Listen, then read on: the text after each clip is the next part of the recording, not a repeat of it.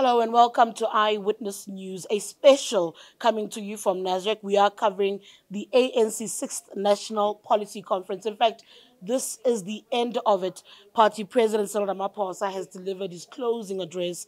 There will be announcements, there will be recommendations, most importantly, that this conference will make, that will be deliberated over in December, rejected or adopted, and that kind of tells you where the ANC wants to go and how the ANC sees itself and its role in the country going forward. A lot of us outsiders have been saying, this is a party fast on the decline, and that maybe, possibly, South Africa could be better off. Is that it? Is that not it? Obviously, the ANC will disagree, and I believe my next guest will absolutely disagree. I'm joined now by the ANC's national chairperson, Gwede Mantashe. Good afternoon. Thank you so much for joining us. Good afternoon, Tshidi. This felt like a very different conference for me. The last policy conference I attended, you were Secretary General of the ANC. You come back now as chairperson. How have you processed this conference these past 3 days? What have you taken in, and what's your sense of what ANC members understand about where the party is as far as its relationship with the electorate and its role in society is concerned? Let me tell you about complications that preceded this conference. The first one is that because of COVID-19, we didn't have a National General Council. So we didn't have time to do mid-term assessment of the ANC and to go to a policy conference. Many people wanted to make it a hybrid of policy conference and an NGC. Yeah. And we said, no, there's provision in the constitution of the ANC, Rule 12.2.21 and so forth. This is what it says. It's a policy conference. It must make any recommendation on policy matters to the national conference. And we kept to that. Quite difficult. There was a strong stream to say, let's do assessment, bring organizational report. We reminded them that on policy conferences, we don't bring organizational reports. Even last time, there was a special dispensation created for us in the secretariat to present what was called the diagnostic report. But ordinarily, we don't take organizational report to the policy conference because we focus on policy matters and recommend to the national conference. That is what happened in this conference. You mentioned the diagnostics report, and you take me back to an opinion piece that Charles Ngakula, an ANC veteran, wrote for Eyewitness News. And he said, this policy conference won't help the ANC, nor will it stop the expected use of money come December when you elect new leadership. And said, the ANC has to think back to something like Morogoro.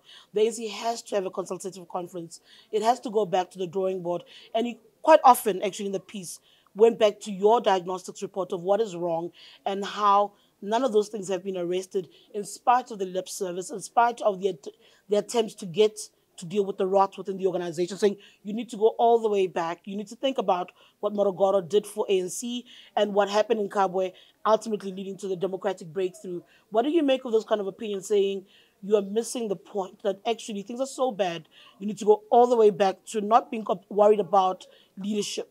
And the difficulty, I imagine, is because now you're in governance as well. You know, one of the things that you never do is to drive a truck and coop your eyes in the mirror. You're going to cause a disaster because you're not going to see. You're not going to see where you're going. The mirror will show you a distance that has already been covered, and therefore you wish you can go back to that space, and you're not going to go to that space.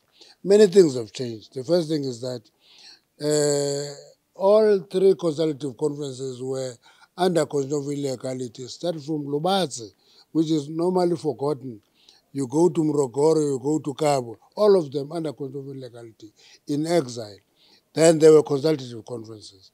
Now, we're operating as an open party in a space that is open legally. So we can't behave as if we're actually banned. We're not banned. We must get it right.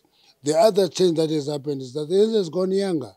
There's quite a flood of young people getting into the ANC, which is natural. There's nothing wrong with it. But the ANC must adapt to appreciating how is it going to accept young people and make them contribute to the future of the ANC. The biggest mistake, again, that came from time to time is that all people must go, young people must take over. That will be a disaster. In the ANC, you need a mixture of generations to come to decisions that are rational. You need the urgency and the energy of young people. You need the hurry, the impatience of young people. But you also need the rationality of older people who will say, no, we don't run like that at that speed. Because at that speed, we won't be able to turn the curve. So that's where we are. So this conference is making us begin to appreciate many of those dynamics, and we must apply our mind. I'm going to come back to that issue of young people, but I want to look at the state of the country. South Africa's not even fast approaching, it's plunging deeper and deeper into a crisis.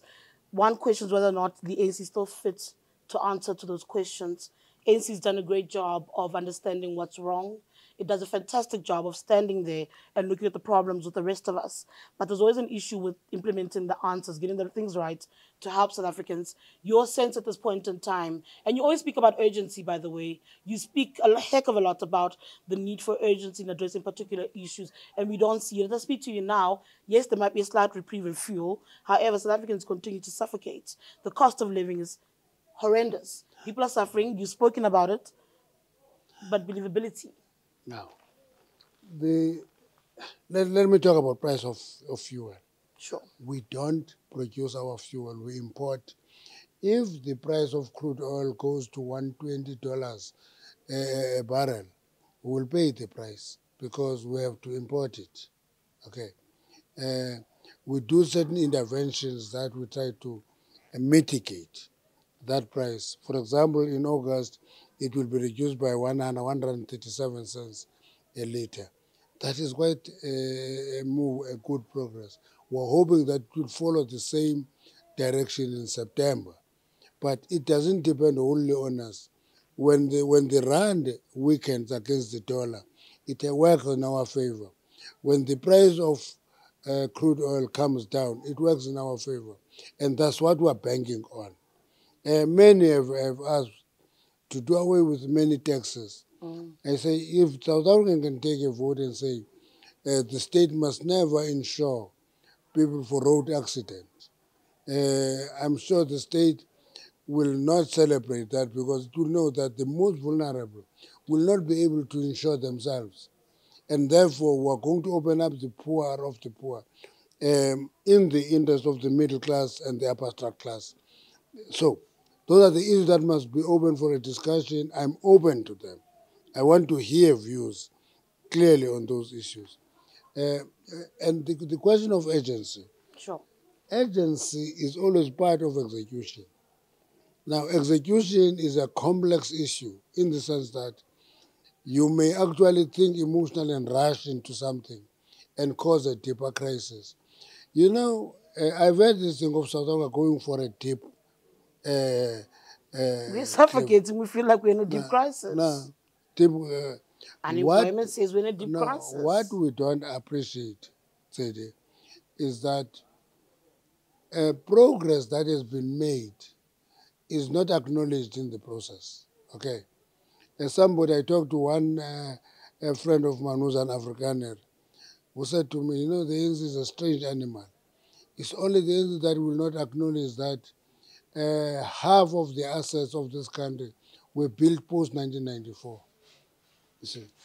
Can I counter that for you quickly? Counter it. At some point, you've got to stop. Even if you have not heard it, counter it. I don't even care if I heard it. I think that's part of the problem, actually, Gwede. Yes. You have a tendency to force us to want to appreciate what you've done. It isn't about that. You spoke about young people at some point. It actually isn't about that anymore.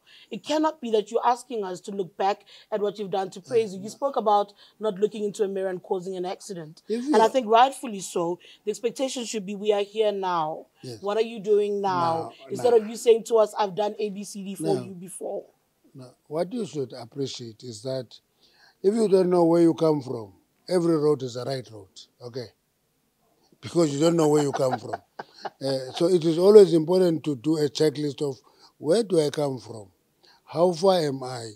You must always say that we have an energy crisis, which I think is a base load crisis more than an energy crisis. That's my own view. What is your take on the proposals that were made here around energy and the way forward? As somebody who is handling that, who's tasked with that on a day-to-day basis in your government role, what is your takeaway from what ANC delegates think and appreciate of where South Africa is as far as the energy question is concerned and coming from rolling blackouts? Now, What I agree with them, which is part of that proposal from that was announced by the president, which people don't apply to them as an interpret it, is the question of actually get energy from connected capacity in ESCOM. I think that is paying attention to the immediate, because there is a 20,000 megawatts which is not decommissioned, it's in ESCOM, it's in the system, it's not giving us energy. Now, if we invest in maintenance and servicing of those units, we are likely to get some part of the energy and reduce the risk of load shedding. I agree that. The question of building new capacity is actually only possible without a revolt if we address that immediate issue. Number three, if we are appreciating the importance of emergency procurement of energy, once we do that, we'll know that it is urgent to procure energy. You don't pretend as if you have a lot of energy and say, I don't want car power ships. You see, Okay. together with, I don't want car power ships, but you have nothing. And those car power ships help Ghana, they help Cote d'Ivoire, they help Senegal, they help Brazil. And we pretend to be an island of angels in a sea of poverty. That's a disaster that we're facing. We must pay attention to availability of energy in the immediate and build capacity as it comes. One of the issues that came out of this conference is that, fine, get your renewables from the private sector, but don't lower and reduce the contribution of the publics, of the state, because energy is a public good. I agree with that. So a combination of intervention that are in that proposal that have been confirmed by this conference, I agree.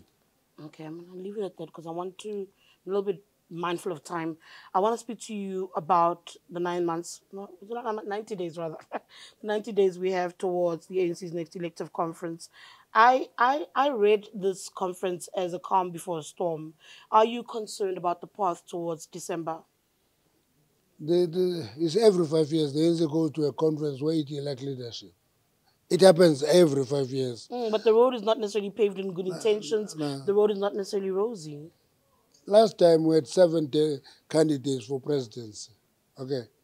And if you remember, sometimes things I wrote, I forget it even myself.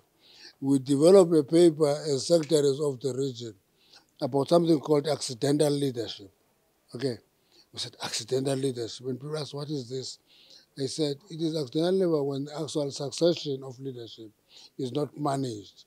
It is left to chance. It is thrown in the air. You catch whatever ball. Then that's the risk. That risk is still inherent. It was inherent when we had 7 candidates for presidency. We'll have a stampede now for one position or another. And that is the bigger risk for me. But the fact that there will be election in December, it's not a risk, it's not a threat, it's what should happen, so that every leader must go and test the support every 5 years. If you must continue, then you continue. If you must not continue, accept that. I feel like there is an ugly fight towards December brewing, though. I think there are people who it's almost an all-on-out fight, and Step Aside is a part of that fight, where people feel they're being politically targeted. I know part of the recommendation is that it must be implemented fairly, right? But there is a sense and a feeling that people think that they're being targeted in order to pave the way for some others. Pala Pala Farm saga is an important issue. As citizens, we have the right to demand accountability from our president. You and I have differences about that. I'm not going to pala pala. No, I have no because differences. I won't accept your. I have We have no differences I have of no opinions differences about on it, you and I. I have no We've spoken difference about on it. And I said he must account and Do take you want account me for to do that? institutions. Do you want me to answer that? No, I don't want you to I go want there. to answer Because we it. differ. No, I No. want to answer it. I give you 5 seconds for an Yeah, answer. yeah. I want to 5 answer seconds it. for an answer. One, I never said no. Don't make him account. You said he must account through institutions. I accepted what you said and I said I don't agree with it. Okay. How must he account? He can also tell us what's happening. I think as the public we're He being must undermined account to by the you. continued silence. Are we not his citizens? Who does he serve as head of state? All I'm saying is that you have a Pala Pala incident. There are many versions. Actually, even the amount, nobody tells us exactly how much this money is. And details of those things will determine the outcome. And my own view is that, for example, you don't assume money laundering without knowing the source of money, whether it is dirty or not. Now, and people want to say, take action now and then investigate later.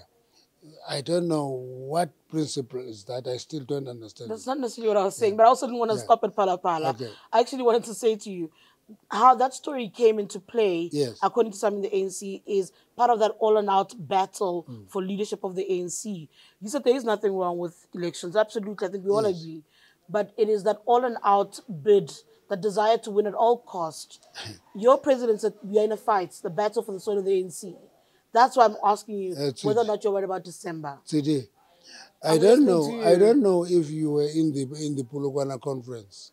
I wasn't. I was at school. Now you see, so that means you will see this conference as something that is coming to you as in a big bang. You see, we were in Polokwane. But the country was not in the state that it was in when you were in Polokwane, was No, it? we were in Polokwane, and the fight there was not the nicest fight you can be engaged on. We're still feeling the effects of it today. Yeah. Okay. We went to Mangaung. The battle there was life and death. We went to Nasrek, life and death. No, it wasn't. It was 7 candidates for a presidency cannot be nice. I'm not convinced. But I need to wrap up. I've run out of time. What happens with Gwede Mantashe in December? Are you done? If the branches asked you to come back, do you want to be asked to come back? If Do you I'm want asked to to come retire? back, I don't want to be president or deputy president. If I'm told to continue as chairperson, I will continue. With Okay. young people, should it be a young person second in command of the ANC? Young people must be in the top 6. Now, I'm not going to allocate seats, to get my point. So you won't say young deputy president, just they must be Now, there. I said I can't be a deputy president. I think a younger, energetic person must be a deputy president. Okay. I talked for myself. Okay. I can tell you that if you look at the stampede of people who want to get into that position, There's some old men there. you'll see that there are some old men who want to get there. It's fine with me. But my own view is that a younger, more energetic deputy will give us a gap of 5 years to actually ban that deputy to be ready to be president. I'm a great believer of electing deputies with the aim of succession. Okay. I'm going to leave it at that. Thank you so much. That is ANC National Chairperson Gwede Mantashe speaking to Eyewitness News as the ANC wraps up its 6th National Policy Conference. It's been 3 days. Thank you for tuning in and joining us for Eyewitness News. My name is Tshidi Madia.